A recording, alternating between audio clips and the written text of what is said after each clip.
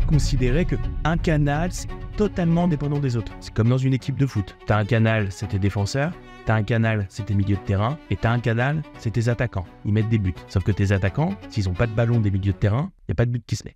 Donc il y a une interdépendance, il y a un jeu, il y a une symphonie à travailler multicanal. La stratégie pour optimiser l'acquisition, c'est de pouvoir récupérer au maximum de la data via du search pour du coup alimenter les algorithmes du dessus sur les réseaux ou les autres canaux d'acquisition. Et puis par la suite que l'algorithme tourne par lui-même en fonction des données qu'il récupère. Le piège dans lequel tout le monde est tombé au moins une fois, c'est que quand tu regardes Google Analytics, tu dis mais Facebook me rapporte 2 prospects dans le mois, j'ai dépensé 1 000 € et Google Ads m'a rapporté 18 prospects. Qu'est-ce que je fais? Facebook. Puis là, ce coup, Google Ads ne marche plus. Bon, allez, c'est parti. Aujourd'hui, on parle marketing multicanal, Guillaume. Yes. T'aimes bien ce sujet? Je pense que c'est le marketing moderne, c'est le marketing multicanal. Bah justement, est-ce que pour ceux qui nous écoutent, tu peux expliquer ce que c'est concrètement le multicanal? Pour expliquer ce que c'est le multicanal, il faut savoir ce que c'est le monocanal. Donc le monocanal, c'est quelqu'un qui, par exemple, va acquérir ses prospects, puis ses clients, sur un seul canal. Par exemple, le gars qui fait une campagne Google Ads qui fonctionne, et il n'active pas d'autres canaux. Il ne va pas faire du Facebook Ads, il ne va pas faire du référencement naturel, il va arrêter d'aller manger au restaurant avec des prospects, faire du réseau. Bref, il a un canal qui fonctionne, et il ne fait que ça. Voire même, il a un canal qui fonctionne, mais il aimerait qu'il fonctionne mieux, et pour autant, il considère qu'il va se focus sur ce canal, et quand il marchera super bien, il ira sur les autres. Et je pense qu'on aura l'occasion de développer ce genre de stratégie. Parce que forcément, là, si on est dans ce format-là, il y a des risques. Et donc, du coup, au final, ça devient quasiment crucial. Je pense que tu seras d'accord là-dessus, de passer sur du multicanal. Mais du coup, exactement pourquoi? En fait, le multicanal, déjà, pour les risques, c'est simple. On va prendre, je crois, un exemple très, très clair. Tu fais de la publicité sur Google Ads, tu acquiers tes prospects, tes clients sur Google Ads. Et ton coût au clic, il est par exemple de 2,50 €, 3 €. Il t'en faut 10 en moyenne pour avoir un prospect. Tu as donc un coût au prospect à 30 €. Puis tout va bien, parce qu'en gros, il te faut 3-4 prospects pour signer un client. Ça te fait par exemple 120 € de coût d'acquisition client et ta marge, elle est de 800 € par prestation vendue. Et donc, tu es rentable. D'accord? Et le temps passe. Et puis d'autres concurrents arrivent sur la place, dans ta zone. Et puis le coût du clic, il est plus de 3. Il est de 6 ou 8 ou 10 ou 12. Parce que j'ai vécu dans plein de secteurs. Et du coup, ton coût d'acquisition client, il est de 770 € pour 800 de marge. Et là, panique à bord. Parce que, par exemple, dans mon cas, tu es rentable, mais tu es rentable de 30 €. Mais tu peux arriver de l'autre côté où tu n'es plus du tout rentable. Et en réalité, toute la structure d'acquisition de ton business s'effondre. Et parce que le marché a été haussier. Et on est dans tous les canaux que je connais, on est dans des marchés haussiers, c'est-à-dire la compétition augmente. Et donc les coûts d'acquisition augmentent. Et donc voilà, là c'est un premier risque d'être canal dépendant. L'autre gros risque, c'est pas impossible. Et on va prendre un cas de figure actuel. Imaginons que ton canal d'acquisition, c'est faire de la publicité sur Twitter. Ok, et que tu es brésilien. Actuellement, Twitter risque de se retirer du Brésil parce qu'en réalité, au Brésil, tu as un gouvernement qui... c'est des dingues de la censure, quoi. Ils veulent fermer la bouche de leurs opposants politiques. Donc c'est la gauche qui est actuellement au pouvoir. Ils veulent fermer la bouche complètement, interdire de parler sur Twitter aux gens de droite. Elon Musk, il dit non, je préfère retirer Twitter du Brésil. Et donc imaginons que tu es brésilien, tu fais de l'acquisition sur Twitter. Que l'acquisition en paye sur Twitter, du jour au lendemain, Twitter n'est plus disponible. T'es mort. Donc voilà les deux principaux risques. Mais il y a encore autre chose, c'est que le multicanal, on va pouvoir, je pense, le développer. Le multicanal, c'est un moyen d'optimiser son acquisition, que ce soit en coût, en qualité, en volume. Le multicanal, ça permet d'être meilleur sur chaque canal. Faut pas considérer qu'un canal, c'est totalement dépendant des autres. Pas du tout. C'est comme dans une équipe de foot. Tu as un canal, c'est tes défenseurs. Tu as un canal, c'est tes milieux de terrain. Et tu as un canal, c'est tes attaquants. Ils mettent des buts. Sauf que tes attaquants, s'ils n'ont pas de ballon des milieux de terrain, il n'y a pas de but qui se met. Okay. Donc, il y a une interdépendance, il y a un jeu, il y a une symphonie à travailler multicanal. Ok, ouais, vraiment l'objectif c'est d'éviter de tout mettre nos œufs dans le même panier. Vraiment de dispatcher sur plusieurs canaux et ensuite ces différents canaux communiquent entre eux pour améliorer aussi les performances derrière au niveau de l'ensemble du canal, chiffre d'affaires, etc. Exactement. Et donc justement, pour toi, est-ce qu'il y a des canaux principaux dans le multicanal qui sont à prioriser par rapport aux autres? Ouais, bien sûr. Toujours la priorité, si c'est possible, si dans ton secteur d'activité, dans les services que tu proposes, dans les produits que tu proposes, numéro 1, le search. Le search Google Ads ou le SEO. Ok. Pourquoi? Parce que c'est quand même le canal le plus certain dans l'intention d'achat des gens que tu vas toucher. Quelqu'un qui cherche sur Google une prestation de service, une solution, il est très intentionniste. Ok, il est ce qu'on appelle très bas de funnel. Il est tout en bas. Il veut. D'ailleurs, c'est la raison pour laquelle il cherche. Donc, moi, quand je déploie une stratégie multicanal, je commence par le search. Parce que le search, d'une part, déjà, ça te génère du lead par lui-même. Mais en plus, c'est une source de données de qui sont, quel est le profil, quel est le portrait robot de celui qui est acheteur. Et de cette base initiale, de ces données, de ces indices, si on prenait ça comme une enquête, on va faire remonter ces données-là, on va construire un portrait pour les autres plateformes, Facebook, Meta, Google Performance Max, tout ce que tu veux. C'est sur cette base, parce que le search, c'est comme c'est les clients qui veulent vraiment tout de suite, eh ben, on va demander aux autres plateformes d'aller en chercher d'autres. Donc, pour la donnée et pour la transfo rapide, le search, à chaque fois. Tu peux tomber dans un cas de figure où tu vas prendre par exemple un logiciel comme SEMrush, tu vas taper tes prestations de tes services, enfin bref, qu'est-ce que pourraient taper les gens pourraient avoir besoin de tes services, et ça se trouve, tu as un service innovant, bref, les gens ne cherchent pas. Ils ne cherchent pas parce qu'ils ne savent pas que ça existe. Voilà, principalement c'est ça, ils ne cherchent pas parce qu'ils ne savent pas que ça existe, ou alors ils ne cherchent pas parce que, en fait, tu ne répondras à aucun problème, auquel cas ta boîte elle est morte dès la base. Mais si c'est parce qu'ils ne connaissent pas, parce que c'est trop nouveau, alors je donne un exemple, je ne sais pas s'il est très cohérent, mais je donne cet exemple-là. Avant que l'iPhone sorte, personne cherchait iPhone dans Google. Ouais. Pour autant, c'était un top produit, ça a fait un carnage, mais personne ne le cherchait. Donc, si tu es dans ce cas de figure, tu n'as pas de search. Et si tu n'as pas de search, tu ne peux pas commencer par le search, évidemment.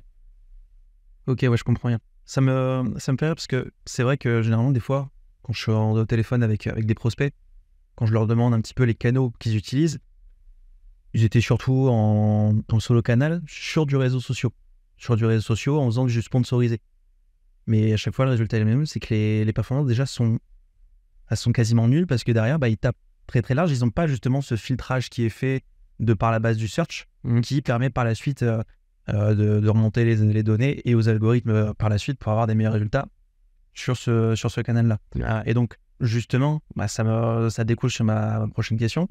C'est pour toi, du coup, tu as donné un petit peu la réponse, mais le canal du coup le plus efficace pour avoir les meilleures données sur ta cible démographique, au final, c'est le search. Ouais, bien sûr. C'est le search, c'est voici les gens intentionnistes. S'ils ont des points communs, tous ces gens qui sont intentionnistes, on arrive à construire un portrait robot. C'est sur cette base de portrait robot qu'on dit à les autres plateformes, prenons Meta.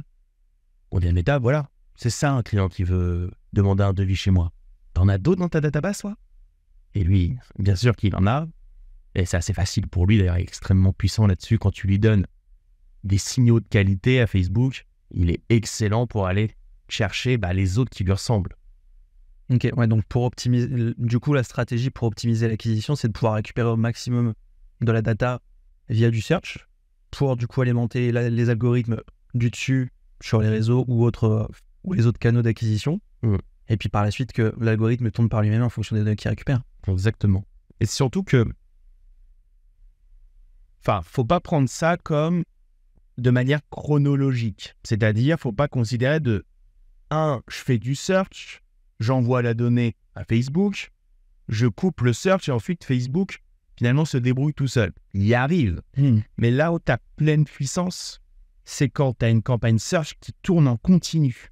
C'est-à-dire qu'en gros, elle alimente en données de manière continue. Le search alimente en données de manière continue. Meta. D'accord. Meta, donc il boit de la data tous les jours. Les page views, donc les pages vues, les conversions. Bref, tous les comportements, tous les events, tous les événements produits par ton trafic search, tout remonte à Meta. Et notamment, de nos jours, c'est à server-side. Parce que bon, c'est un petit peu le problème actuellement, c'est que le tracking, c'est un peu bancal. Tu es obligé d'avoir server-side, c'est-à-dire d'avoir du tracking côté serveur. Mais si tu as ça, en gros, si c'est bien branché, que tu as une campagne search clean, elle alimente Meta, et Meta, c'est son partenaire pour aller grossir à la cible, quoi. Elle comprend de plus en plus qui sont les bons prospects, et elle vient pousser. Donc c'est déjà un premier gros aspect, ça, du multicanal, c'est que si ta problématique, c'est la volumétrie, parce que c'est un peu le problème du search, hein. Le problème du search, c'est qu'aujourd'hui, si tu as 10 personnes qui cherchent ton service, tu n'en as pas 11. Tu peux faire ce que tu veux, il n'y en a pas 11. Pourtant, il y a plus de 10 personnes qui seraient intéressées par ton service. C'est juste qu'ils n'ont pas searché. Donc, souvent, le search, c'est cool, c'est quali, c'est concurrentiel, mais c'est quali, mais ça manque de volume. Et donc, coupler d'autres canaux, c'est-à-dire plus proactifs, qui vont aller toucher ta cible, c'est un bon moyen de gonfler ta volumétrie. Ouais, donc à partir du moment où l'engrenage est lancé, toujours rester sur une stratégie multicanal pour que justement les différents canaux finissent par matcher, travailler les uns avec les autres. Toujours. Parce que si on a le cas de quelqu'un qui dit, pareil, là, il fait les apps chronologiques, il fait du search, il remonte de la donnée aux algorithmes pour les réseaux sociaux, mais Meta, puis après il se dit, bon, je coupe. L'algorithme va continuer de tourner, mais au bout d'un moment, après les résultats vont finir par devenir pas ouf. S'il coupe le search et qu'il se base juste sur les données qu'il avait remontées à la base. Bien sûr. Ouais. Ça, c'est très simple. J'ai vu. D'ailleurs, je pense que n'importe quel marketeur un peu pointu qui fait de la ads, il l'a toujours constaté. Tu constates, d'ailleurs, sur ce cas-là, tu constates de deux manières. Moi, il y a deux cas de figure qui me remontent bien à l'esprit. Premièrement, oui, prenons le cas, tu as branché le search, imaginons Google Ads pour simplifier, mais tu peux y mettre du SEO, évidemment. Donc, tu branches le search, tu branches Meta, et là, ça tourne grave. Tu dis, c'est fantastique. Puis, tu dis, oh là, j'ai l'impression que c'est Facebook qui tourne bien, Google, je réduis le budget.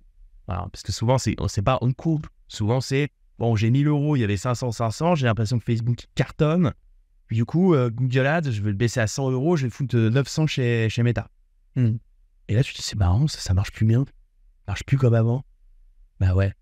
Parce qu'effectivement, et ça, c'est le deuxième cas de figure aussi que je donnais, l'attribution, elle est pas top. Tu as une sensation qu'en fait, Facebook pourrait tourner tout seul. C'est complètement faux. Il faut le couple search plus grossissement. C'est ça qui marche. C'est pas Facebook tout seul ou Google Ads tout seul. C'est les deux, mon capitaine. Ok. Mais justement, après, du coup, parce que du coup, il y a la question de budget.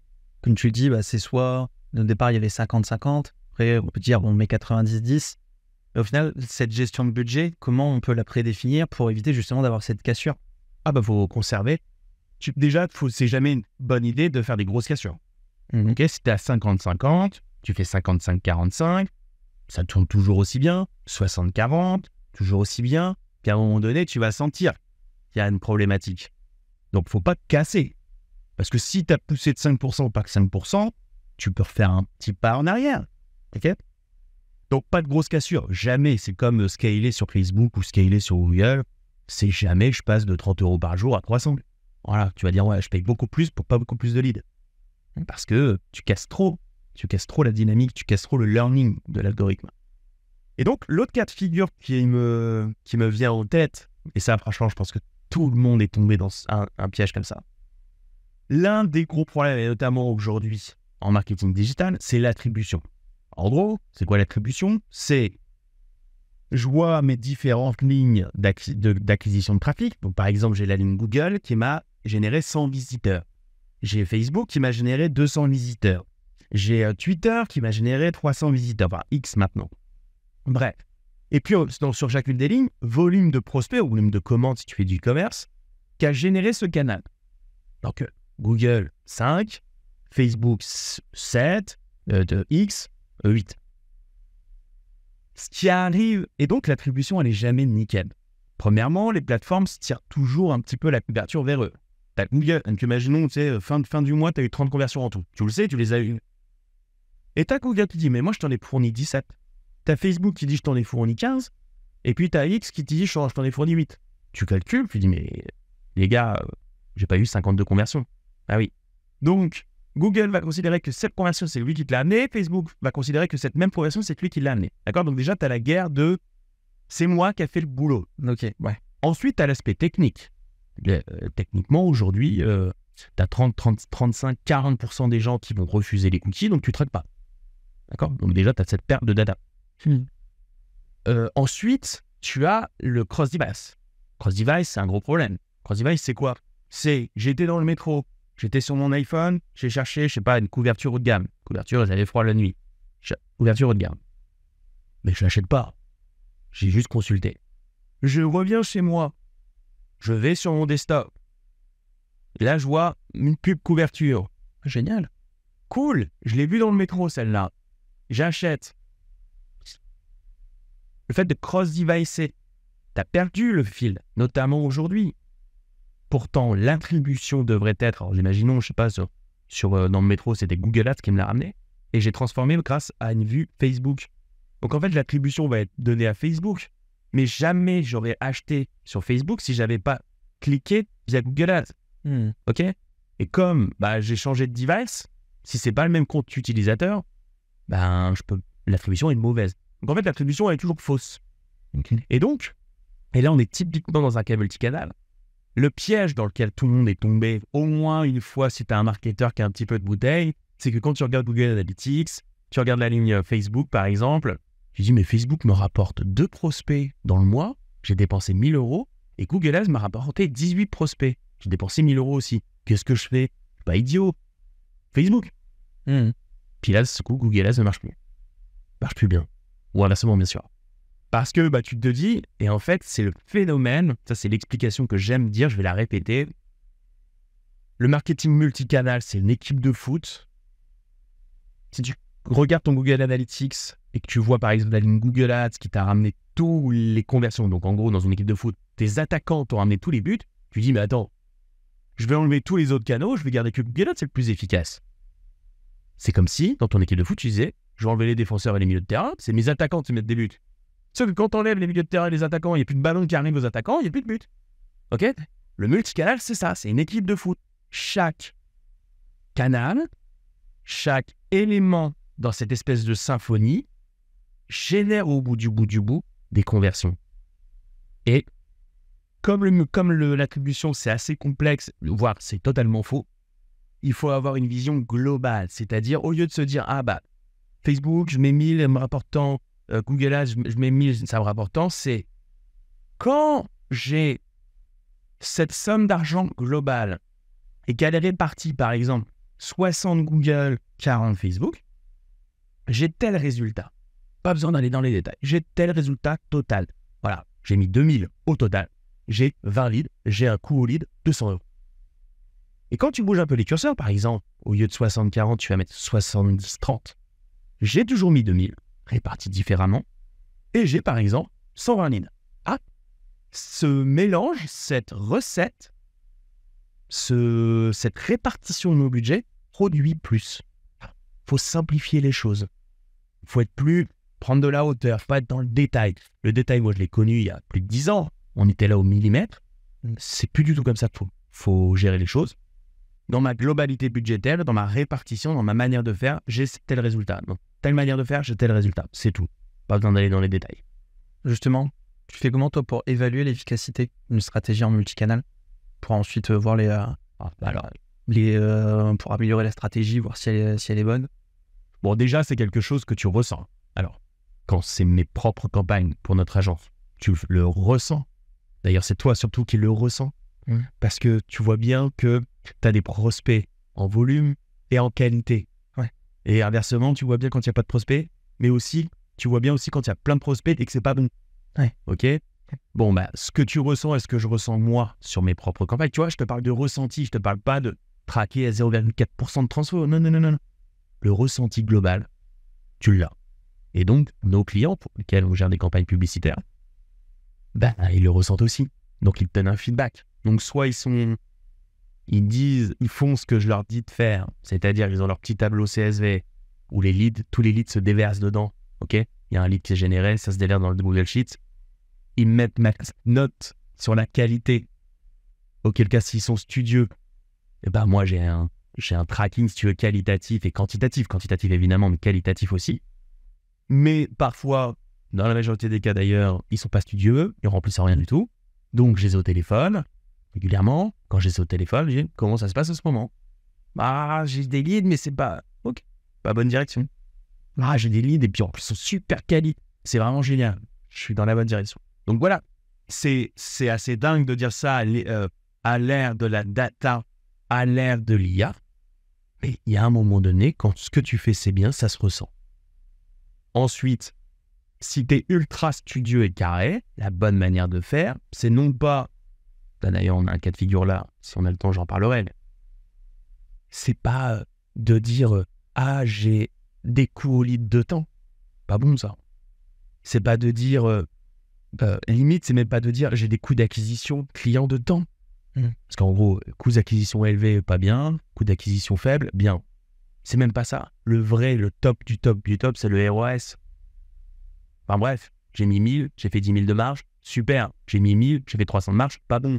Enfin, voilà, ce qu'on appelle le ROAS. Et donc, si pour les gens très très studieux, très très carrés, c'est de faire remonter, donc quand on est dans du service, c'est-à-dire sur la base de prospects générés, c'est de brancher ton CRM aux plateformes pour que quand tu as signé un deal, tu mets la valeur du deal, tu as signé un devis à 2000 €, tu appuies, boum, ça remonte aux plateformes et ça te montre que tu as investi tant, ça t'a fait 2000.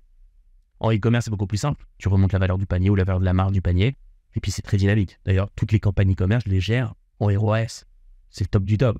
Mais le problème du service, c'est qu'il faut que la boîte pour laquelle on travaille, elle soit équipée, branchée pour ça. Et la grande majorité ne le sont pas. Ok. Donc, remonter la valeur, c'est ça ton indicateur. Mais 1000, ça sortant, bon, voilà, c'est tout. Cet indicateur-là, plus le ressenti client. Les deux. Ouais. Les deux, de toute façon, ça me semble assez bien. Puis, tu as autre chose. Bref, je pense qu'on aura l'occasion d'en parler dans les bénéfices. Ok. Forcément, quand on est sur multicanal, il y a la question de faire surtout du content qui va être généralement sponsorisé, faire des visus pour accrocher justement le potentiel prospect, potentiel futur client.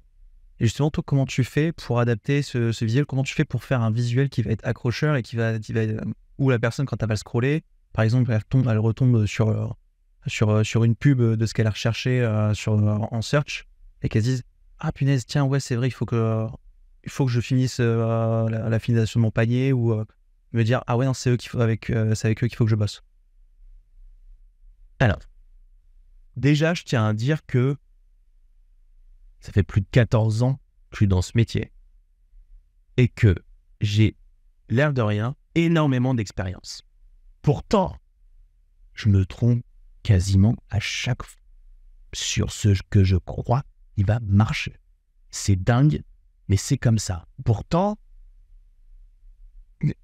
j'ai tellement d'expérience que je me dis, ça, je l'ai déjà vécu, taux de probabilité que ce soit ce visuel, cette vidéo, ce message qui marche, taux de probabilité basé sur ma data personnelle, très élevé. Je branche, est-ce que c'est celle-là qui marche le plus? Pas du tout. 8 fois sur 10. Donc, maintenant que j'ai compris tout ça, la strat, c'est très simple. Alors, on va peut-être rentrer dans les détails, mais en gros, c'est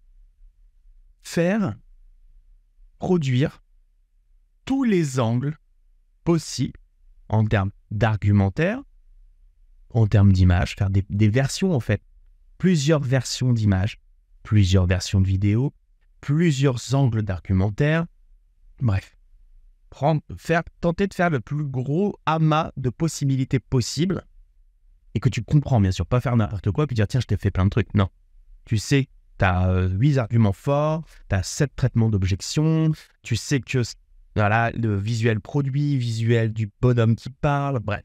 Tu mets tout ça, et là, tu te fais même plus confiance à toi. Tu fais confiance à la data. Tu branches tu uploads l'ensemble de ces visuels. Prenons Facebook par exemple pour illustrer, parce que c'est quand même le meilleur pour visualiser. Facebook va distribuer les publicités à l'audience et il y en a une ou deux qui va se décrocher.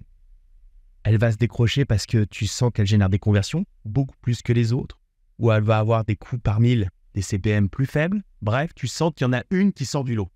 Et c'est là, en général, je me dis, c'est dingue, je pensais pas que ce serait celle-ci. Voilà. Je pensais que ce serait l'autre. C'était beaucoup plus évident que ce soit le non. Le marché ne voulait pas ça. C'est le même cas de figure que le mec qui crée une boîte. Il a jamais demandé à personne si quelqu'un voulait son service. Il lance sa boîte et la personne n'en veut. Bah ouais, mais mec, c'est dans ta tête que tu croyais que ça allait marcher. Bon, donc ne jamais faire cette erreur. Donc en fait, après peut-être qu'on va plus aller dans le détail sur ce qu'il faut produire, mais au ressenti, tu multiplies les créas, les images, les vidéos, les messages. La data te dit c'est celui-là qui fonctionne. Sur la base de ce qui a fonctionné ensuite, parce qu'il y en a une ou deux qui ressortent. Ok, c'est ma base, c'est ça qu'il faut que j'optimise maintenant. Parce qu'en gros, ça se trouve, c'était l'argument. On va prendre par exemple pour Famicare que j'ai actuellement. Par exemple, je sais pas, c'est l'argument de télépointage. Donc, c'est-à-dire que les femmes de ménage, elles arrivent et elles télépointent et ça permet aux clients de traquer l'heure d'arrivée, l'heure de sortie. Okay. Ça permet de bien manager sur sa petite app si la femme de ménage elle est bienvenue, à quelle heure, est-ce qu'elle a passé le temps nécessaire et tout. Imagine, c'est la vidéo qui explique cette feature, cette fonctionnalité qui fait la percée, qui génère les prospects. D'accord ? Bah maintenant, je vais prendre cette même vidéo et je vais la remodeler. Je vais changer l'image de la première seconde, du hook. Peut-être que je vais faire une version avec une femme de ménage, je vais faire une autre version avec une femme qui repasse, je vais faire une version avec la femme de ménage qui clique sur l'espèce de QR code quand elle arrive. Bref, je sais que c'est cet argument, je sais que je suis dans le bon sens, et je vais multiplier les versions, et je repousse. Parmi ces nouvelles versions, laquelle est meilleure ? Ah, celle-là. Ah bah effectivement, c'est la femme de ménage qui arrive et qui pointe. Ok, je l'ai fait comment ? J'ai fait qu'une simple vidéo avec une main. Est-ce que je peux pas faire un truc encore plus clinquant ? Genre, je sais pas, avec des mouvements de caméra plus puissants, un plus bel établissement. Bref, je vais tout en restant sur ce qui a fonctionné, je vais à chaque fois faire des tentatives pour tester. Ok ? Donc ça, effectivement, ça c'est du gestion de campagne haut de gamme, mais c'est ce qu'il faut faire. Si tu veux optimiser par la créa, c'est ce qu'il faut faire. L'algo te montre, t'optimises. Tu re-rentres, l'algo te montre, t'optimises. Et ainsi de suite, et ainsi de suite. Donc tu pars d'un feeling, ensuite tu fais confiance à la data et tu optimises. Ouais, donc il n'y a pas de recette magique, c'est vraiment direct, c'est toujours à base de tests.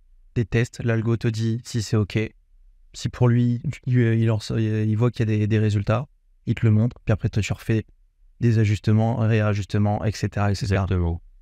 Ouais. Moi, je soumets tes idées à l'algo te donne la réponse.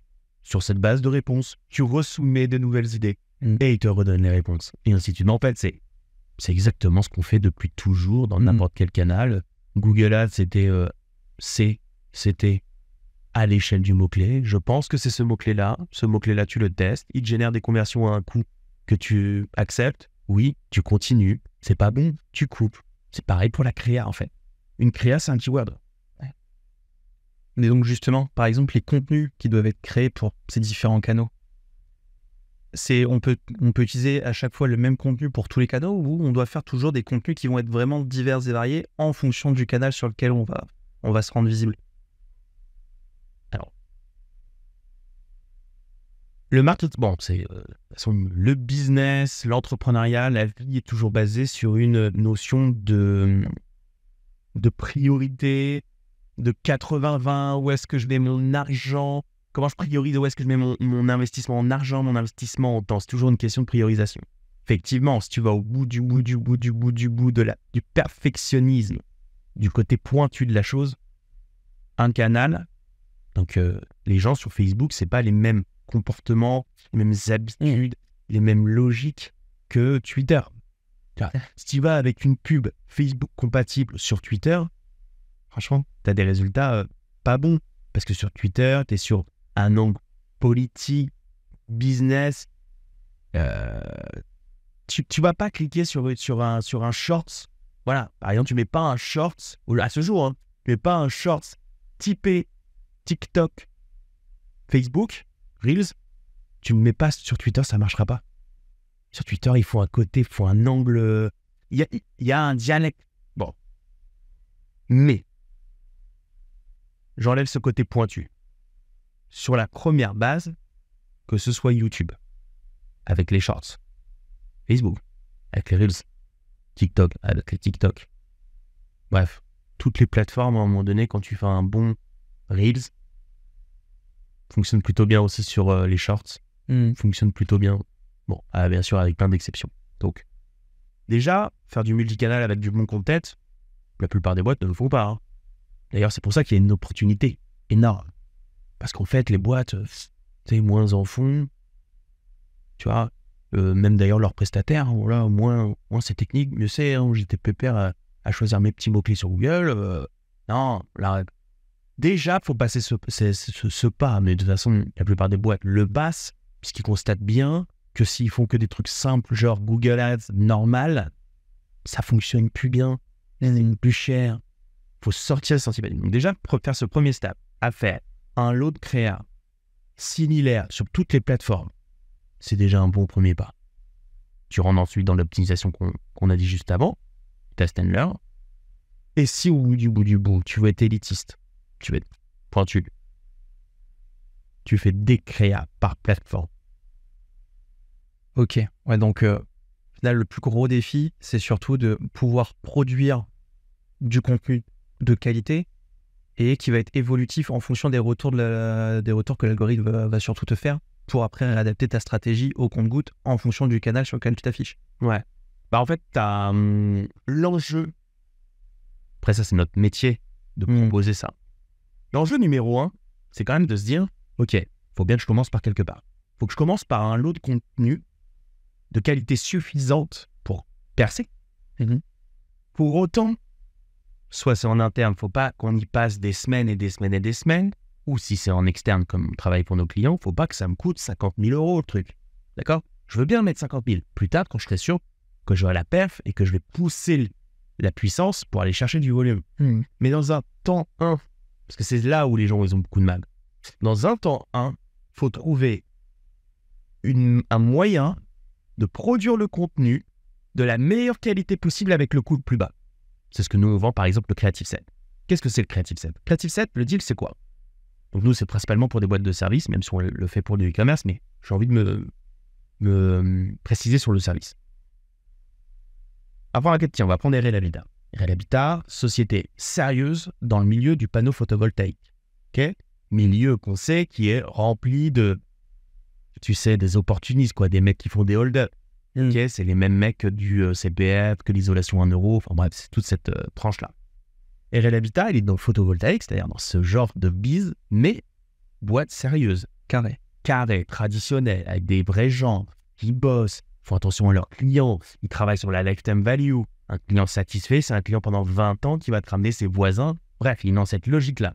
Moi, je ne veux travailler qu'avec des gens qui ont cette logique-là, une ambition et une solidité long terme, une vision long terme. C'est ceux-là qui arrivent à percer. Et le multicanal, c'est fait pour eux. Donc, prenons RLM. Il faut faire du multicanal. Donc, quand tu fais du multicanal, tu es obligé de faire ta vidéo. Ensuite, quand tu fais du multicanal, il ne faut pas faire du multicanal juste pour pour s'afficher plus. C'est pas ça l'idée du multicanal. Le multicanal, ça permet de faire sauter l'ensemble des verrous à la transformation. Et le verrou principal, c'est quoi ? La confiance. Donc, quand tu fais du service, le contenu que tu dois produire, c'est tout simple. C'est le dirigeant ou un responsable qui parle plutôt pas mal. Et en général, les dirigeants parlent bien parce que c'est leur bébé, leur boîte. Ok, ils le vivent. Donc, ils en parlent, voilà, avec passion. Donc, le format, c'est très simple. On est allé à La Rochelle. On a posé 2 caméras, un micro-cravate. Et on a posé toutes les questions. Évidemment, ce pas des questions qui sortent de notre chapeau. Ce sont toutes les questions dont les réponses seront utiles pour donner confiance, lever les objections, donner les arguments. Bref, quels sont tes labels ? RGE, Quali-PV, le matériel, il est made in France. Voilà. Donc, tu poses toutes ces questions parce que les réponses que tu attends, c'est l'ensemble de ces arguments réglés. Et ça prend quoi? C'est une matinée de tournage. Allez, au pire, comme je l'ai fait pour Afex, une journée de tournage. En une journée de tournage, on repart avec la matière première. C'est que dalle, une journée, repartir avec la matière première. Ensuite, effectivement, il y a beaucoup de travail côté montage. D'accord? Mais n'empêche qu'on a toute la matière première pour une journée de tournage. Alors que les boîtes, elles paniquent pendant 3 ans. Là, je vais faire ma vidéo et elles n'y arrivent jamais. Là, t'arrives, tu prends une journée de tournage, c'est bon, on a la matière première. Et ensuite, on va faire ce lot-là. On va découper ça par argument. Un argument, une petite vidéo. Un point clé, une petite vidéo. Et on balance ça sur iZone. Ça s'appelle le Creative Set. Sur cette base-là, tu peux commencer à travailler. Parce que comme je t'ai dit, par exemple pour FileMaker, si le télépointage c'est ça qui ressort, mais je l'ai la vidéo, j'ai l'audio, on a tout capturé. Donc moi, faire des déclinaisons et puis générer de l'image par IA, le mettre dedans, acheter du stock footage pour faire plein de versions sur la base initiale de ma client qui m'a donné toute la matière première. Et ça, on a fabriqué cette offre, ce produit, justement parce que je le sais que c'est le problème des boîtes. Produire le contenu, c'est très compliqué si t'es pas accompagné. Nous, on a fait un produit très abordable qui règle le problème, Speed, qui va donc lancer la machine. Et peut-être dans 2 ans, on fera des vidéos plus shadées, plus ce que tu veux. En tout cas, pendant 2 ans, tu as eu l'opportunité de goûter à quel point c'est puissant le multicanal pour la qualité et pour le volume. Et puis aussi sur les coûts d'acquisition. Parce que du coup, là, on fait, comme tu l'as dit, on fait sauter le verrou de la confiance. Et donc du coup, les personnes vont avoir beaucoup plus de facilité à convertir. Et donc, ouais. Allez. Alors, bon, ça, c'est marrant parce qu'en fait, ça lève 2 trucs. Donc, imaginez-vous bien, le multicanal, c'est quoi la story? J'ai cherché un prestataire de service, tiens, on va prendre le panneau photovoltaïque. J'ai cherché une entreprise qui fait du panneau photovoltaïque, fourniture et plus. Il n'y avait pas qu'une boîte, il y en avait 5. Je clique, je demande un avis. Je clique, je demande un avis. Je clique, je demande un avis. Je demande 4 devis à 4 boîtes différentes. Je repars dans la nature, boum, j'arrive sur Facebook. Qu'est-ce que je vois? Bon, traditionnellement, un panneau photovoltaïque, des pubs à la con, là, avec des panneaux photovoltaïques, vos aides, moins 20 000 machin, Mytholand. Il n'y a personne qui sort du lot, il n'y a personne qui donne confiance. Puis là, tu vois de la vidéo de Romain qui parle de son métier, t'explique tous les intérêts de travailler en France, le RGE, le machin, le truc, le bidule. Bref, tu as une vraie personne avec une vraie entreprise qui te parle du sujet, parce que sinon tu n'aurais jamais cherché un panneau photovoltaïque, qui t'intéresse actuellement. Même si le client, le prospect a demandé 4 devis, déjà, la boîte qui fait ça gagne la compétition. Romain gagne déjà une première compétition sur la confiance. Donc quand le commercial va venir chez lui, déjà tu lui ouvres les portes de manière différente. Mais il y a mieux que ça. C'est qu'une fois que le commercial t'a fait la propale et que tu as eu 3 autres propositions, pendant 1 mois, tu as peut-être besoin de 2 semaines, 3 semaines de réflexion avant de signer avec quelqu'un. Pendant 3 semaines, tu as vu du contenu de cette boîte. Tu crois quoi? Tu crois que tu vas signer avec une boîte, le prix t'es un peu plus bas, mais tu as des doutes sur la solidité de la boîte, sur est-ce qu'ils connaissent bien le boulot, alors que pendant 3 semaines, tu as bouffé du RL Habitat. Bref. Il est resté à côté tout le long. Il est resté à côté de toi tout le long. C'est comme si le commercial restait chez toi puis un café pendant 3 semaines. Si vous avez des questions, si vous êtes là, je suis là. Et donc voilà, tu gagnes la compétition de la confiance, tu gagnes la compétition de la présence, tu gagnes la compétition de la répétition. Parce que tu le sais, pour conclure une vente, le vieil adage dit il faut 7 points de contact avec quelqu'un pour conclure une vente. Bon, voilà, pendant 3 semaines, tu l'as touché 600 fois. Voilà, répétition, confiance, argumentaire. Tu gagnes tu gagnes sur plusieurs points. 1, tu grossis ta cible avec le multicanal. 2, tu vas aller chercher des prospects donc normaux, classiques, mais tu vas aussi aller chercher des prospects premium qui vont te contacter pour travailler avec toi. Parce que là, je prends le cas de figure, tu vas séduire des gens qui vont demander 4 devis, mais tu vas aussi générer ce que j'appelle moi des prospects premium, c'est-à-dire pas des prospects qui t'appellent pour avoir un devis, pour avoir un prix. Tu vas générer des prospects parce que j'ai vu ce que vous faisiez, je veux travailler avec vous. C'est pas dit qu'il va signer. Faut que tu sois aussi bon au téléphone, faut que ton offre soit réellement bonne, il faut que tu sois en prix cohérent avec ce que la personne est capable de s'offrir. Mais si tu es cohérent avec ce que la personne est capable de s'offrir, quand la personne t'appelle « Monsieur, j'ai envie de travailler avec vous, j'espère que je peux », c'est un prospect premium, ça. C'est le même type de prospect que tu peux avoir par relationnel. Prospect confiance. Par recommandation. Donc, volume. Prix. Prix parce que si tu détournes la pression concurrentielle de Google Ads pour toucher les mêmes gens, finalement, tu as détourné la concurrence, tu as contourné peut-être le pricing du CPC. 3, prospect premium. 4, pré-devis. Enfin, juste après le devis, tu réappuies. Mais c'est ce dont on parle, le multicanal, c'est un mot complexe pour dire quoi? Communication traditionnelle, comme toutes les entreprises historiques l'ont toujours fait. Audi qui me tape dessus avec ses Audi depuis 20 ans, qui me séduit aujourd'hui pour que j'achète une Audi, c'est du multicanal parce que c'était Audi à la télé. Mais c'est Audi dans la rue quand je vois une belle voiture. Et c'est Audi sur Internet. Et c'est Audi sur les pancartes. Et c'est Audi dans le métro. Toutes les grandes marques font du multicanal parce qu'elles savent que c'est comme ça qu'on convainc. On retouche. Ce qu'il y a, c'est qu'avec les nouvelles technologies, contrairement à une grande marque qui peut claquer plusieurs dizaines de millions, avec quelques milliers, tu fais un truc qui a de la tronche. Parce qu'en plus, tu viens taper que sur le bas du tunnel. Si tu le souhaites, tu viens taper middle et bas du tunnel. C'est-à-dire des gens qui sont très attentionnistes. Actuellement, ces gens veulent acheter ça. Et tu tapes. C'est ça qui marche. Puis ça favorise aussi la LTV, comme tu l'as dit à un moment donné. Parce que derrière, tu auras signé un client. Mais derrière, après, si tu le laisses partir dans la nature, il ne reviendra pas forcément vers toi. Le fait d'être présent sur ces différents canaux, ça lui refait des petits signaux de dire on est toujours là, regarde, on a sorti un nouveau produit. Bon, pense à toi. On revient nous voir. C'est exactement. Ouais, bien sûr, alors, cette partie-là de retouch ta base de clients, je pense que c'est une stratégie qu'il faut organiser, polir séparément. Quelque chose à faire séparément. Mais oui, c'est une sorte de dommage collatéral.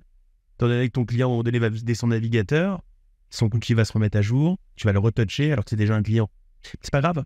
Parce que une fois que tu as acquis un client, tu as 2 opportunités après avoir signé avec un client. Qui rachète d'autres services, offres, produits chez toi, qui te recommande. Et ça, c'est mieux, ça. Qui te recommande? Ouais. Les deux sont top. Oui, non, mais qui rachète et qui te recommande, c'est magnifique, le double down. Parce que derrière, ça renchaîne encore derrière. Ça recommande. Bien sûr. Puis ça joue au final sur ton coût d'acquisition. Parce qu'au final, tu n'as pas acquis un seul client pour X euros. Ça se fait, tu en as acquis plusieurs. Ah non, mais elle sait que... je ne sais pas si c'est la plupart, mais en tout cas... c'est énormément de cas de figure, c'est quand même via le paid. J'achète mon client presque autant que ce qu'il m'a rapporté. Et pourquoi je le fais? Parce qu'à force d'acquérir des clients, je multiplie les recommandations, et puis il va racheter. Bref, ça génère du chiffre d'affaires gratuit par la suite. Et c'est pas grave et c'est pour ça que les coûts d'acquisition montent, parce que plus ça va, plus les gens comprennent cette notion que tu achètes très cher. Tu es à la limite. Bon, tu as plusieurs cas de figure. Tu as des gens qui sont très rentables à l'acquisition. Tu as des gens qui sont pas rentables, sont à marge zéro. Puis tu as des gens qui sont en déficit. Et peu importe. Dans les 3 cas, ce qui compte, lifetime value, recommandation, referral. C'est ça le vrai gain. C'est pour ça que les boîtes qui ont une vision long terme, eux, gagneront toujours. Les gens qui sont court-termistes, genre stratégie, j'achète mon client 10 et je gagne 20 et je pousse, puis je ferme la boîte, genre arnaque. Sauf en cas d'effet d'aubaine, un phénomène marché, une loi qui passe et puis tape dedans pendant 3 mois. Sur le reste, les boîtes qui vont réussir, ce sont des boîtes qui ont une vision long terme. Et d'ailleurs, le multicanal, c'est pour les visions long terme. Parce que, contrairement à de la pure perte, quand tu fais de la publicité multicanal, il y a un truc que tu crées aussi. Tu crées de l'impression de marque, la mémorisation de marque. Et un jour, ça va sonner à ton téléphone. Allô? Oui, bonjour, je voudrais un devis. Et d'où sort cette personne?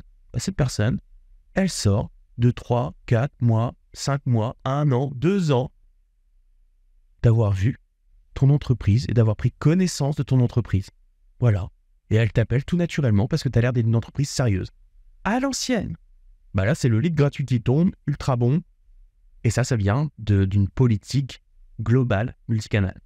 Et d'ailleurs, dans multicanal, je ne sais pas si c'est un des sujets qu'on va aborder, mais multicanal, pour l'instant, c'est vrai, on parle beaucoup de publicité, multicanal, cross-canal publicitaire, mais faut pas oublier un truc, l'organique. Le multicanal, c'est l'organique. Parce que ça a des saveurs différentes, l'organique. Pourquoi ça a des saveurs différentes, d'après toi? Parce que si tu crées une société, tu crées une offre, je sais pas, t'es avocat. Tu me touches par de la publicité sous forme de vidéos, des shorts, où je me dis tout de suite, ouais, le mec est bon. Mais il est bon. Je suis presque convaincu, tu restes quand même un mec sur Internet. Ok. Et puis là, à un moment donné sur YouTube, je tombe sur un de tes podcasts. Tu discutes de manière naturelle, c'est pas packagé, c'est pas organisé, tu parles, il y a le naturel. Et là, je suis touché, donc là, je te donne le format YouTube, et là, je suis touché parce que je suis retouché. Tu viens finaliser mon acte de confiance parce que là, c'est pas l'avocat que... Je suis pas séduit par l'avocat dans un cas comme ça. Je suis séduit par l'homme, par la personnalité, par les failles, parce que tu as été beaucoup plus naturel, par tes aspects... tu vas dire des gros mots, tu vas donner ton fond de pensée, tu vas peut-être même parler de ta famille, bref, tu vas donner une couche qui va ressembler à, par exemple, ce que tu pourrais ressentir pour un ami ou un membre de ta famille à table. Une relation plus profonde, élaborée, déclenchée. Et ça, en publicité, tu peux le pousser, hein, tu peux pousser ton contenu en publicité. Il y a des... Les lignes ne sont pas, tu vois, c'est pas noir ou blanc. Tu peux pousser un petit peu ton contenu par la publicité, mais le format organique, il a une saveur différente. Le format publicitaire, il a une saveur différente. Là, je te parle de vidéo YouTube, mais un article de blog profond, guide. Là, il y a le phénomène d'expertise qui peut surgir. Mec, il est pointu. Là, je suis sur un expert. Là, je suis sur le Kylian Mbappé de sa thématique. Donc, imagine-toi, j'ai fait une search Google Ads. Je suis tombé sur une landing page. Je vois ta photo, je vois un formulaire. Je le remplis pas. Je m'en vais. Je tombe sur Facebook Ads, enfin sur Facebook. Je vois une vidéo de shorts de toi, enfin une à plusieurs. Et là, tu parles de ton métier, des angles, boum, boum, boum. Ça monte. 3. Je vais sur YouTube un jour, tape une requête, ou alors même pas, ça va être proposé sur le côté droit. J'ai un podcast. On remonte. 4. Je tape une requête dans Google. Je tombe sur un article en organique. Je lis, je dis, putain, le mec, il est bon. C'est toi. Bon, bah, tu crois que je vais contacter qui en cas de problème? Ouais, peut-être contacter un autre. Mais ce qui est sûr, c'est que je te contacterai aussi. Et ça pèsera plus dans la balance. Évidemment, la seule raison pour laquelle je ne serais pas amené à travailler avec toi, c'est parce que tu es trop cher ou parce que tu veux pas de moi, bref. Mais ça ne sera pas ma volonté première, c'est de travailler avec toi. Et il n'y a que le multicanal qui fait ça. Et si à ça, tu rajoutes, imagine-toi bien, 5e point de contact.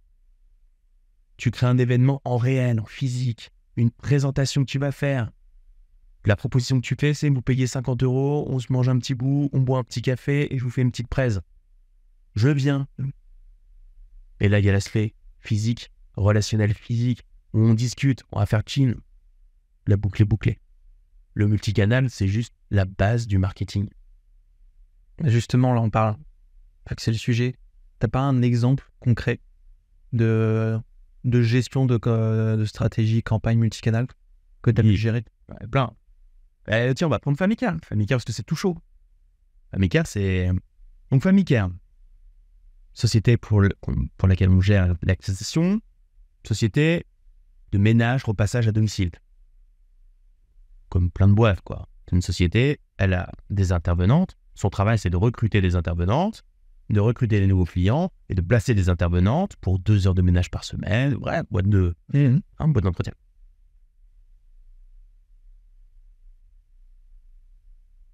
Premier canal d'acquisition, le search pub. On le fait. Voilà ce qui se passe. On a des bons coûts d'acquisition et on a une volumétrie sur Paris, Île-de-France. En tout cas, sur nos zones, sur l'ensemble des keywords qui produisent des bons coûts au lead, on spend entre 2 et 5 000 euros par mois. D'accord? Les gros mois sont à 5 000 et la limite, elle est imposée par le marché. C'est-à-dire qu'il n'y a pas plus de gens, il n'y a pas plus de volumétrie à aller prendre. On est content de la qualité, on est content du coût au lead, on est content des taux de transfo, on en voudrait plus, mais il n'y en a pas plus. Voilà le point de départ qui nous amène à aller faire du multicanal. Donc, on produit un creative set. Au sein de ce creative set, on va tourner là-bas. Je pose les questions. Ces questions, c'est est-ce que tu peux me présenter Famika?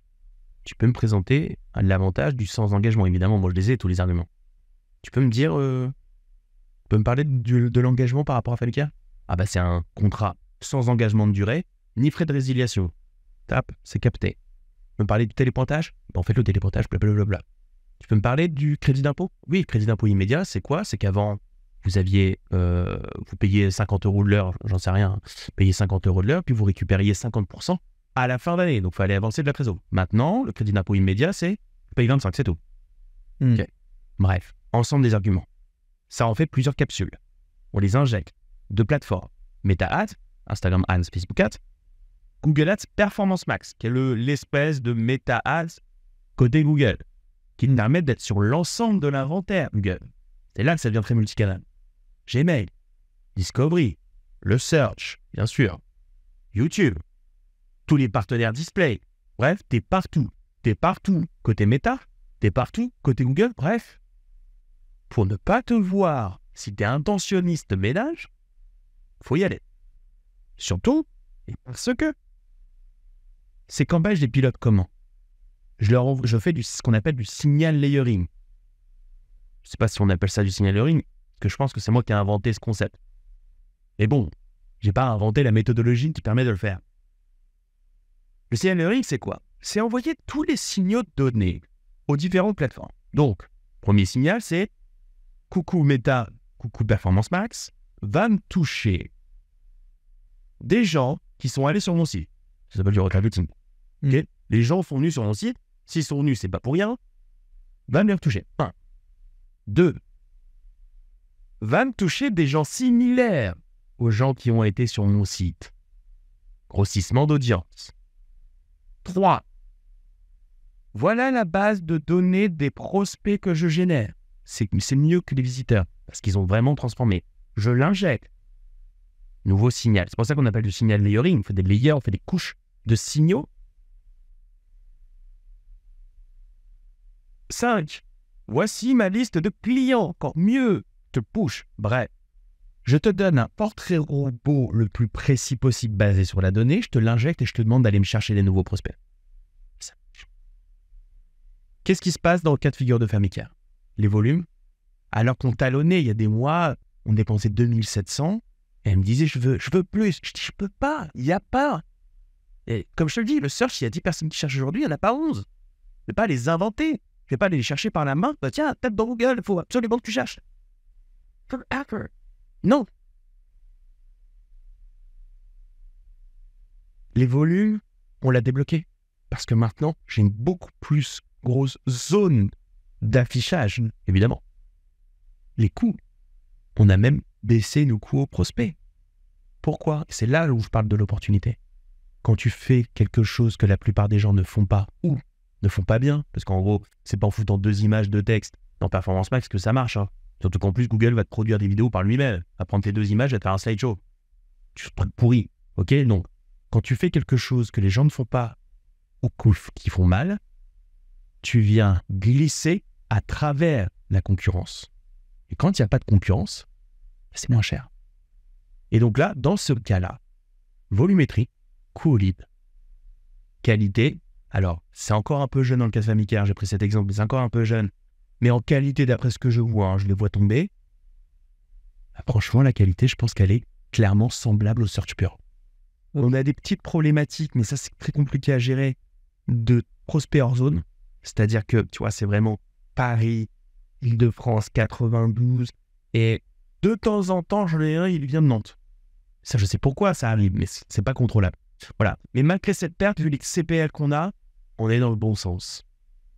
Voilà où j'en suis sur la stratégie multicanal de Famicare. Elle est partout et elle touche une cible intentionniste, voire peut-être légèrement en amont de l'intentionniste. D'ailleurs, on pourra parler de comment on vient structurer le funnel, le awareness, le middle et le bas de funnel. On va y venir juste après, justement. Mais d'ailleurs, pour continuer dans le même type de questions, des campagnes que tu avais un exemple où ça fonctionnait plutôt bien. Dans le sens inverse, est-ce que tu as eu des expériences où la campagne multicanal s'est moins bien passée et où est-ce que justement tu en as tiré des leçons qui t'ont permis justement de ne pas reproduire ces mêmes erreurs pour les stratégies futures?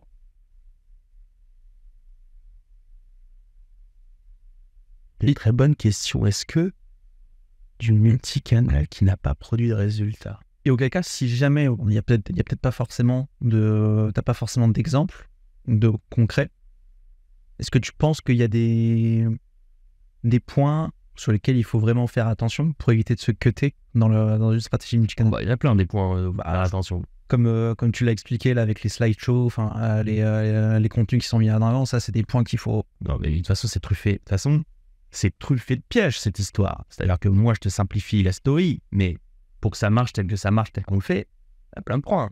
Déjà, c'est ça c'est quelque chose, très honnêtement, quelqu'un avec un niveau moyen, il saura jamais le faire. Quand je dis niveau moyen, c'est même pas qu'une personne, c'est une team, c'est une équipe. Pourquoi ça match ce qu'on fait? Parce que la donnée, le tracking qu'on met en place, il est carré. C'est-à-dire, aujourd'hui, notamment, tu as la problématique du consent mode. Donc, le fait de faire une pop-up qui arrive quand quelqu'un inscrit sur ton site qui dit « Est-ce que tu veux être traqué, oui ou non ?» Que quand il dit non, tu n'es pas traqué. Mais que quand il dit oui, tu es traqué. On appelle le consent mode. Que ça envoie cette donnée à Google Tag Manager server-side. Parce que si tu fais que du client-side, tu perds trop de données.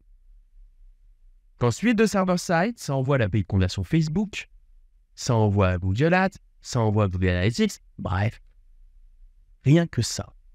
Rien que avoir un data layer clean, faire cette procédure. Si j'étais seul, je ne saurais pas le faire. C'est parce qu'il y a Brice qui s'est cassé les bonbons pendant des mouvements. Il y a déjà une grosse base technique, il est dev, évidemment. Je ne suis pas dev. Mais malgré que tu sois dev, savoir que ce monde-là, c'est un truc qui s'imbrique dans un truc qui s'imbrique. Voilà. Donc, c'est pour ça que je parle de team. C'est-à-dire que la plupart des gens qui voudraient faire ça ne pourraient pas le faire parce que déjà, il faudrait qu'ils aient déjà un level Brice. Ensuite, tout ce que je te dis sur qu'est-ce qu'on produit, la méthodologie d'analyse, là, il faut un level Guillaume. Ensuite, bon, je le fais parfois moi-même, mais il faut capturer avec le bon son, la bonne image. Si tu sens qu'il faut appuyer sur un argument, je ne sais pas, l'argument par exemple des avis Google, par exemple, tu as 4,7 avis Google sur 300 avis. Ça, c'est un argument clé pour convaincre quelqu'un, pour lui donner confiance. Bon, à un moment donné, il faut l'imager. Même si tu ne fais pas une vidéo, tu fasses une image, belle image de ce que tu fais. Par exemple, prenons Famicare, une femme de ménage. Donc déjà, tu dois être capable soit de shooter une bonne photo ou de la générer sur IA. Donc, il faut déjà juste connaître, mid-journée, hop, imagine, créer un prompt. Ensuite, tu l'importes dans Photoshop. Ensuite, tu viens mettre les petites étoiles qui vont bien, le petit logo Google, la petite phrase avec la belle typo bien centrée, un truc qui fait carré. Ça, c'est notre compétence. Donc, tu as la compétence de la créa. Bon, tu vois, en fait, tu accumules toutes ces compétences pour que ça fonctionne. Ensuite, vient, que tu pourrais très bien, imaginons, tu es un génie, toutes ces compétences. Ensuite vient l'historique. Ce qu'on fait, c'est plus de 14 ans de test and learn, de l'argent brûlé pour comprendre. J'ai fait que ça toute ma vie. Aujourd'hui, j'en brûle beaucoup moins. J'en brûle toujours un peu. Pour moi. Donc, il faut cumuler les compétences d'une team complète. À ça, tu dois pousser sur 10, 15, 20 ans de data. Et c'est là que tu obtiens des résultats. Bah, t'imagines bien, là, je t'ai dit ça en 5 minutes, mais t'imagines bien que chacun de ces points sont truffés de pièges. De pièges. Tu prends sur Facebook, tu montes une campagne. Il arrive, il dit, est-ce que tu veux le mode Advance? En gros, laisse-moi chercher pour toi. Et Facebook, franchement, c'est pas Google, il est bien meilleur en termes d'algo. Là, tu vois, là, j'ai 2 campagnes qui tournent. Je veux voir ce que ça donne. L'advance, c'est-à-dire je te donne aucune data, aucun signal. Je te laisse faire ton job. Et je fais ma méthodologie à moi, c'est-à-dire mon signal. Voilà. Si tu fais confiance à Facebook pur, qui est excellent, je te dis, à ce jour, je changerai peut-être d'avis.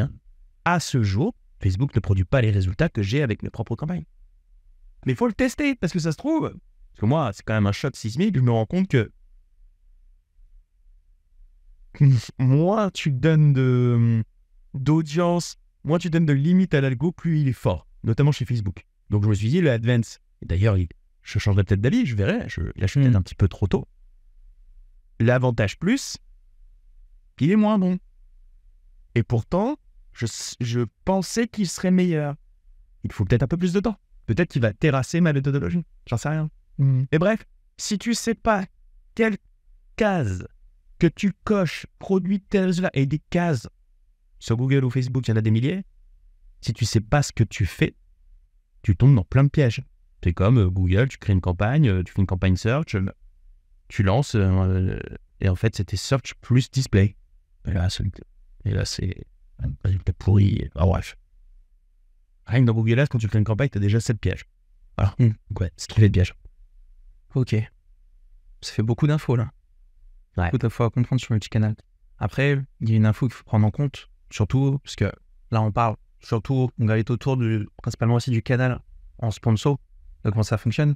Mais le canal de conversion, forcément, il ne se résume pas juste au boufou, vraiment, c'est le bas du funnel. Surtout quand on parle après du canal de l'organique, où on est vraiment sur le système tofu, mofu. Donc pour ceux qui bofu, pardon, pour ceux qui ne connaissent pas, c'est vraiment de cibler vraiment la position de où se situe le potentiel futur prospect qu'on va pouvoir capter. Et normalement, c'est surtout en organique qu'on le remarque généralement. Mais grosso modo, par exemple, sur le canal de l'organique, c'est surtout comme ça après que par exemple des stratégies SEO sont montées, c'est de pouvoir soit dans un premier temps aller capter en haut de l'entonnoir des visiteurs qui ne pas manquer encore d'intention de trouver justement ton service, mais on va aller graviter autour de toutes les thématiques qui gravitent par rapport au sujet central de ta prestation. Donc, il va y avoir du trafic sur le site, mais pour autant, ils n'ont pas forcément décelé ce besoin de te contacter. Mais déjà, ça fait de la data. Ensuite, on arrive sur les requêtes mofu. Donc là, c'est plus la personne a commencé à déceler qu'elle avait une problématique, mais elle ne sait pas où aller chercher. Et donc, par la suite, commence à se renseigner un petit peu plus, elle retombe sur ton site. Et je pense que c'est à partir de ce moment-là aussi que l'aspect aussi multicanal, de par l'acquisition en ads, vient à rentrer en jeu. Parce qu'on peut déjà, à partir de ce moment-là, la partie mofu, commencer à capter et commencer à se rendre visible sur ce trafic, ces visiteurs qui sont venus sur le site. Parce que du coup, on remonte la data. Puis après, forcément, toujours en organique, on a les requêtes boufou. Et la requête boufou, c'est la personne, elle a compris qu'elle avait un besoin. Elle sait quel est ce besoin. Et du coup, elle sait directement chez qui taper en tapant les requêtes autour de ta presta ou en allant te rechercher directement. Parce que du coup, vu que tu l'auras ciblé déjà sur la base tofu, puis après mofu, déjà du coup, elle a gardé un petit peu ton nom en tête, surtout que tu l'as retapé sur d'autres canaux. Puis après, derrière, la recette elle est déjà quasiment toute prête. Là, tu l'as touché bien avant qu'il ait son intention justement de faire appel à toi. Là, maintenant, tout est prêt pour qu'il puisse te contacter. Après, toi, est-ce que tu vois un autre intérêt par rapport à la cellule de conversion, ou ça s'applique vraiment sur l'ensemble, uniquement sur de l'organique ou sur de la AS? On peut se permettre d'aller chercher des personnes sur les requêtes bien en amont avant que il y ait vraiment que l'utilisateur ait montré de l'intention de faire appel à toi. Ouais, alors, d'ailleurs, je suis en train de faire pas mal de tests là-dessus. Donc, oui, mais je pense que c'est surtout un canal. Donc, en gros, ce que tu me dis, c'est faire du contenu, parce que tu es basé sur le contenu. Tu ne vas pas chercher le haut du funnel, c'est-à-dire le awareness sans content. Ah non, je ne crois pas que ça puisse être faisable. Donc, maintenant, tu parles de content. Il y a quoi comme type de content? Il y a le content type texte. Texte sous forme d'article de blog, dans une optique SEO. texte sous forme de posts. Ça peut être des posts LinkedIn, des posts Facebook, des choses comme ça. Mais je trouve que le format de production de contenu le plus pertinent à ce jour et qui capte une audience, comment dire, pour aller vraiment chercher le awareness, je trouve que c'est la vidéo et notamment la vidéo sur YouTube qui peut aller chercher ce haut-là, au middle. Et donc, ce haut-là, voire ce middle-là, une fois que tu as posté une vidéo sur YouTube, tu peux promouvoir ta vidéo. Et encore, je pense même que dans la même continuité, pour aller chercher l'awareness, TikTok, il est parfait pour ça. Pourquoi ? Parce que, y compris en paid, selon toi ? en paid aussi, Parce que c'est ta question. Parce que oui, moi je dis l'organique au global. Alors c'est le constat que tu fais. L'organique au global. TikTok. Bref, peu importe ce que tu fais. TikTok, SEO, vidéo, tout ce que tu veux. Tout l'organique. J'enlève le paid. Tout ça, ça participe à de l'awareness. mais là, typiquement, TikTok, c'est la plateforme dédiée pour du contenu, on découvre des choses. Et après, c'est quelque chose à tester. Il y en a sûrement qui l'ont déjà fait, peut-être à droite, à gauche. Mais je pense que promouvoir du contenu awareness en sponsor sur TikTok peut être plutôt pas mal. J'ai un exemple typiquement en tête où on avait eu un contact avec un prospect où justement il faisait tout ce qui était de l'aménagement de camions, pour faire comme si c'était des camping-cars, tout ça, faire du sur-mesure. Et même moi, tu vois, je connaissais pas. Et je suis tombé sur une vidéo en organique, bien sûr. Et sur le coup, ça m'a captivé. J'ai regardé le contenu. Puis après, j'ai été retaper en organique aussi. Mais vu que c'est une thématique vu qu'il y a personne qui se dit, bah tiens, je vais prendre un camion, je vais l'aménager et puis je vais partir faire des road trips ou autre. Je pense que ça, c'est des intentions qui sont enfouies en fond de nous et c'est pas forcément quelque chose qu'on va pouvoir faire c'est vrai. ressortir. Et justement, le fait peut-être de le mettre en sponsorisé, ça va créer ce truc de se dire, ah ouais, ça existe ça ? Putain, je savais même pas. Et Bon, mais je crois que tu as raison. Je crois que en réalité, quand le contenu il est bon en organique, pourquoi pas le pousser par le paid ? Ça va pas être reçu pareil, hein, c'est certain. Tu vois que c'est paid, mais c'est le principe, si tu veux, en termes de... Déjà, je suis totalement d'accord avec toi, mais c'est le principe de qu'est-ce que tu produis. Il faut pas imaginer, dans certains cas de figure, il faut imaginer que, par exemple, tes vidéos sont faites avec une bonne caméra, un bon micro, un bon son, mais il y a aussi tout un lot d'axes publicitaires un petit peu fait maison, fait avec un iPhone, un peu à l'arrache, avec un son moyen, voilà. Et ça m'a donné la sensation de l'organique pur, alors qu'en fait, tu le vois pas, mais en tout petit, c'est marqué sponsorisé. Et ben ça, je l'ai déjà eu plusieurs fois, moi, de mon utilisation perso. J'arrive, j'aime bien la vidéo. Si, je sponsor. Après, c'est vrai que j'ai le réflexe de nexter. Mais ta next, très honnêtement, ce qui compte, en tout cas, je le vois d'ailleurs, tout ce qui est plus performant, ce sont, si on reste sur la vidéo, c'est le hook. C'est les 3 premières secondes qui comptent. Donc, en 3 secondes, t'as pas tout de suite l'activation, oh putain, c'est sponsorisé. Le hook t'as accroché, c'était fait maison, dans le flux, c'était sur TikTok, dans le flux TikTok, ça dénotait pas. Voilà, ça faisait pas une pub carrément plein milieu. C'était un truc organique. Donc, les 3 premières secondes, ils t'ont eu. T'ont bien eu. Si t'as checké sponsor et swipé, c'est parce que t'as pas eu le hold. Tout simplement parce que ça t'a pas intéressé. Parce que si, franchement, tu tombes sur un truc, t'es hooké. Tu vois que c'est sponsor, mais tu restes hold. Parce que ça t'intéresse, tout simplement. Tu restes. T'as été capturé, mec. Et justement, je reviens par exemple que t'avais quand même des cabanes. Exactement. Je m'y attendais pas à celle-là. Mais je reviens sur l'exemple que tu avais donné par rapport à l'avocat. La vidéo qui va, la vidéo qui va mettre en avant quand il promouvoit son service et que voilà, c'est vraiment un but de conversion. Tu vas pas y faire confiance. Par contre, quand il tombe sur une vidéo de toi, tu tombes sur une vidéo de lui, il fait un podcast qui parle de façon normale et que t'as une approche profonde avec lui, tu lui parles comme, t'as l'impression de parler avec lui comme si t'étais un repas de famille. Bah là, en fait, ces vidéos organiques-là, elles sont tournées dans le sens où c'est pas but de conversion. Certes, généralement, quand on fait du sponsor, normalement, c'est pour aller chercher la conversion. Mais là, dans le sens où c'est tourné, vu que c'est pas chercher à la conversion, il n'y a pas de lissage, il n'y a pas de, on propose ceci, cela. Non, c'est, la personne a pris son téléphone, elle s'est filmée, elle a fait son petit contenu qu'elle a kiffé, elle a montré qu'elle c'était une passionnée. Et c'est ça, généralement, aussi, qui fait le hook. À mon sens, c'est ça qui fait le hook. C'est à partir du moment où tu fais un contenu organique qui sort comme ça de ta tête, te dire « Oh tiens, je vais faire une petite vidéo. » Paf. Là, en grande partie, généralement, le hook qui va être fort. Après, il y a l'effet du montage, il y a l'effet de tout ça aussi qui vient à provoquer ce hook-là. Parce que on ne peut pas lancer n'importe quelle vidéo non plus sans avoir fait un petit travail derrière. Mais pour de l'organique, lié à de la sponsor en même temps, pour aller taper du top funnel, je pense que ça va être la meilleure... c'est, comme je le dis, on fait juste en publicitaire, on fait toute une série de vidéos. On émet des hypothèses en réalité en faisant ça. On pousse dans les plateformes, la plateforme va décider pour nous, enfin le marché va décider pour nous. Voilà, les gens veulent celle-là, c'est celle-là qui transforme, elle transforme. D'accord ? Sur la même logique. En réalité, la bonne procédure, c'est quoi ? Tu fais du contenu organique. Restons sur TikTok par exemple. Produis des shorts de façon normale.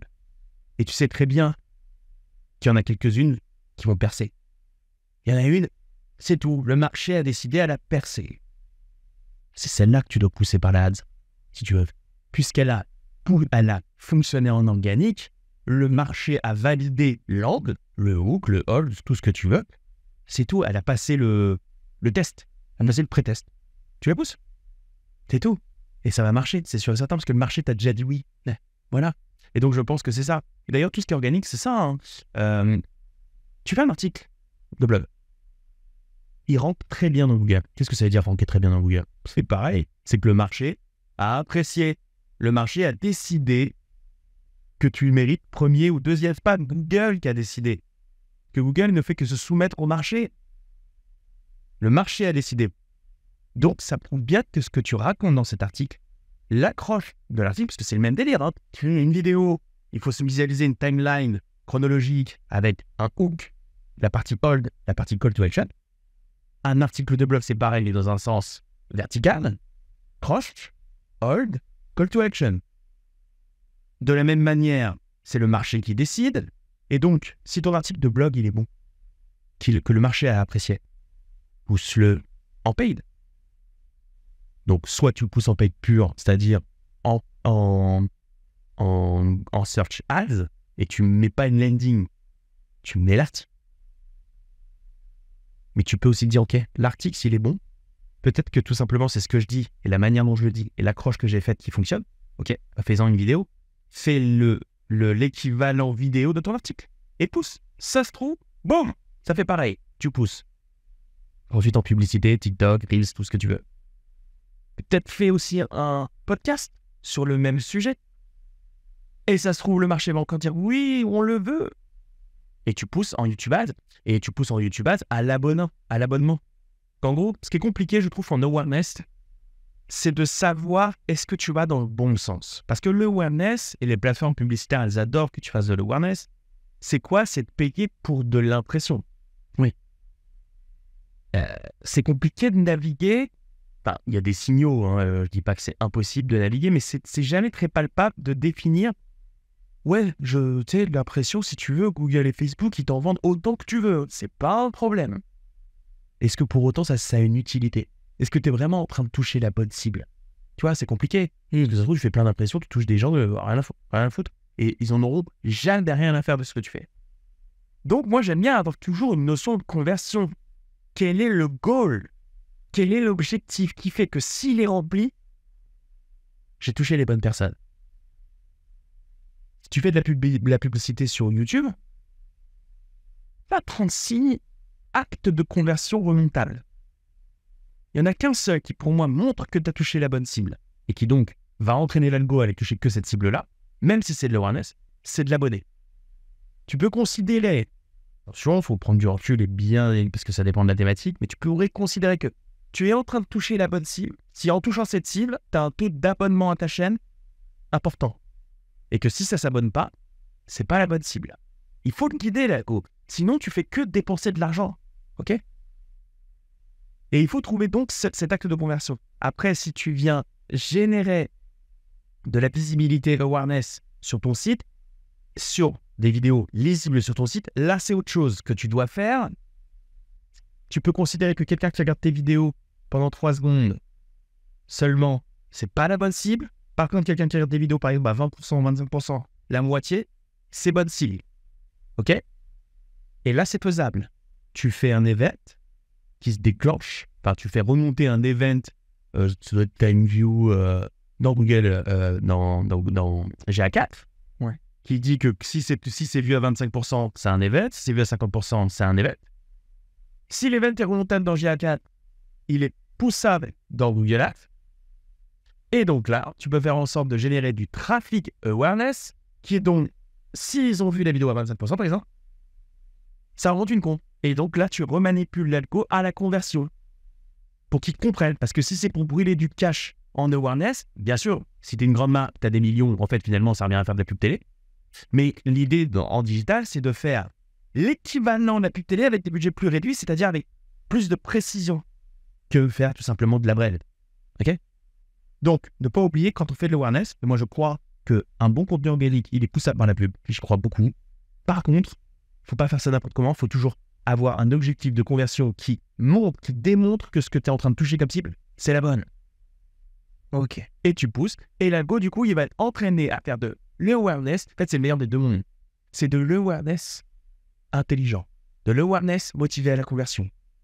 C'est pas de l'awareness comme ça, brûler du fric pour toucher plein de gens, parce que ça, les plateformes, elles adorent ça, parce que en fait, finalement, t'attends rien, c'est juste montrer ta vidéo à des gens. Généralement, sur ce type de contenu en awareness, contrairement sur le moment de l'acquisition, quand on est en bas de funnel, on est d'accord que sur ce type de contenu, tu mets pas en avant un bouton type rejoignez-nous, des trucs comme ça. Bah non, mais je me pose des questions. Mais justement, par la suite, quand on arrive vraiment sur le bas de funnel, parce que forcément, il faut bien savoir parce que vu qu'il y a de l'accroche à avoir, pour éviter que ça fasse trop contactez-moi, comment tu fais pour généralement apporter cette accroche de dire il faut pour que le prospect, la personne qui voit le contenu se dise tiens, je vais les contacter. Alors là, je parle d'une stratégie awareness. Non, là, je te parle en conversion. Quand on est en conversion pure. Quand on est en bas de funnel. En bas de funnel, ce qui est assez cool, c'est qu'en bas de funnel, tu sais ce qui fonctionne le mieux et à chaque fois, c'est pas quasiment à chaque fois c'est le cas. Malheureusement, c'est pas à chaque fois, sinon on ferait que ça. Ce qui marche en bas de funnel, donc Perf Max, Facebook Ads à la conversion, c'est un truc très radical. C'est le hold, enfin le hook. Non, je vais donner un exemple concret. On vend des tasses. Le hook. Je me présente, je m'appelle Guillaume, je vends des tasses. Le hold, il n'y en a pas. Contactez-moi. Cliquez sur le bouton ci-dessous, contactez-moi. C'est ces vidéos de 13 secondes qui dit voilà ce que je fais. C'est possible que tu donnes un petit argument clé. Par exemple, dans le cas de Famicare, celle qui cartonne le plus là, c'est Famicare propose du ménage à domicile sans engagement ni frais de résiliation. Pour obtenir un devis, remplissez ces formulaires, contactez-nous. Bon, terminé. C'est ça qui génère de la conf. Donc, quand tu es en bas de tunnel, c'est bon, prends ça dans ta tête. Aussi, ce que je repère, c'est que bas de funnel, ce qui fonctionne assez bien, c'est les vidéos faites à la mano. Genre avec ton iPhone. Ah ouais, salut, au contact. Ça. Plus tu remontes au tunnel, plus il faut faire de la production professionnelle. Et je dirais que plus tu remontes au tunnel, il faut englober donc ton message, ce que tu fais, ton visage, bref, te montrer. Ouais. Dans un contenu entertainment. Parce qu'il ne faut pas oublier de choses. Le vrai haut de funnel, le vrai awareness. Le mec, il n'est pas du tout ce que tu proposes comme service au produit. C'est pas du tout son problème actuellement. C'est le principe de l'awareness. Il pense même pas. D'accord? Il te découvre. Il découvre une solution à un problème qu'il n'a pas. En tout cas, qu'il n'a pas conscience d'avoir. C'est ça le awareness. Et donc ça, en quoi va-t-il regarder ton content si il s'en moque complètement? Il va se relever. C'est pour ça qu'il faut que tu l'englobes dans du entertainment. Tu produis par exemple une émission, un jeu, Voilà, tu vois, une vidéo de gaming. Bref, tu mets du sucre, du miel, du miel pour qu'il a envie de goûter parce que c'est beau, ça brille, c'est sucré. Et dedans, il y a le petit bon, tu vois, il y a le médicament, c'est comme pour les chiens. Là, il y a la pâtée pour chien, tu mets ton petit médicament dedans. Mais il faut la pâtée pour chien parce que le médicament, le chien, il n'en veut pas. Donc, plus tu es haut de funnel, plus il faut du sucre. Plus tu es en bas, plus tu peux montrer tout de suite le cachet. Cachet, il fait ça. Mais là, c'est normal que ça marche, puisque tu l'as, tu as conscience d'avoir le problème, tu cherches une solution. Voilà, le cachet, il est là. Plus tu es haut, tu n'as rien à foutre du cachet. Juste, tu vas être obligé de voir le cachet parce que tu es en train de consommer un contenu très entertainment. Ok. Donc, plus tu es haut, plus il faut être professionnel et entertainment. Plus tu es en bas, alors c'est pas une règle pure, parce que ce qui marche bien, c'est les contenus professionnels, si en bas. Hein. Ok. Notamment, si tu fais du B2B, tu vas pas y aller avec ta vidéo. Salut les gars, je suis à la plage. Non. Si tu fais du B2B, une vidéo carrée, un mec sérieux, un mec qui parle bien. Le format peut être un peu clinquant, un peu punchy, un peu jazz, mais belle image. Ok. Mais sinon, les grands règles, c'est ça. Responsable, ça, c'est plus t'es haut, plus faut limite, faut ressembler à la publicité de télé ou jeu télévisé, avec une page de pub à l'intérieur, quoi. Mieux fait quand même, ce genre de délire. Et plus t'es en bas, plus c'est, tiens, dans ta tête, quoi. Boum, je fais ça, contacte-moi. Voilà comment c'est. Donc là, c'est très facile, hein, tu remontes des conversions. Voilà. C'est le mec remplit le formulaire, tu remontes la conversion, et l'algo, il va comprendre très vite que quand il tape dans cette cible, ça fait de la conversion. Basique. Bah écoute, moi, On a fait le tour. je pense qu'on a fait le tour. Parce que c'est déjà un gros morceau. Peut-être on sera amené à faire un autre podcast dans cette thématique sur des sujets précis. Je pense qu'on a bien dégrossi l'histoire. Ouais, parce que bon, là, on a parlé surtout aux alentours des canaux organiques, sponsorisés. Après, il faut bien comprendre autre chose, c'est que le multicanal, c'est plusieurs canaux. Après, il peut y avoir du mailing, il peut y avoir du phoning, il peut y avoir du SMS, il peut y avoir... Voilà. Il peut tout y avoir. L'offline, ouais, les rendez-vous, les rendez-vous, Les meet-up, ouais, les petites conférences que tu peux faire, les déjeuners réseau que tu organises. L'offline, c'est à la fin, c'est un canal, il faut jamais oublier. Et d'ailleurs, c'est dans les deux sens, on va repartir encore dans les discussions, mais dans les deux sens, l'offline, ça peut faire le point de départ est offline et on continue, voire termine sur le online. Exemple concret, déjeuner réseau, tu discutes avec des gens, tu n'as pas trop le temps de discuter pendant longtemps avec les gens, tu ne vas pas leur tenir la garde pendant 2 heures. Donc en 2-3 mots, c'est « Salut, moi je fais ça, donne-moi ta carte, je vais t'envoyer un mail. » À la fin de ta matinée, tu as récupéré 20 emails, tu rentres ça dans ta machine, tu appuies sur un bouton, ça va envoyer une petite série de 3 vidéos sur la semaine. Ok. Donc, tu as acquis ton trafic en offline et tu viens me brancher dans la machine, parce que ça va lire tes vidéos et ensuite il va être retargeté, puis il rentre dans la machine. Et ça peut être bien sûr l'inverse, tu captes ton audience en online et tu vas venir faire un vrai meet-up, une vraie présentation, un vrai event en offline. Et c'est là que tu peux te transformer.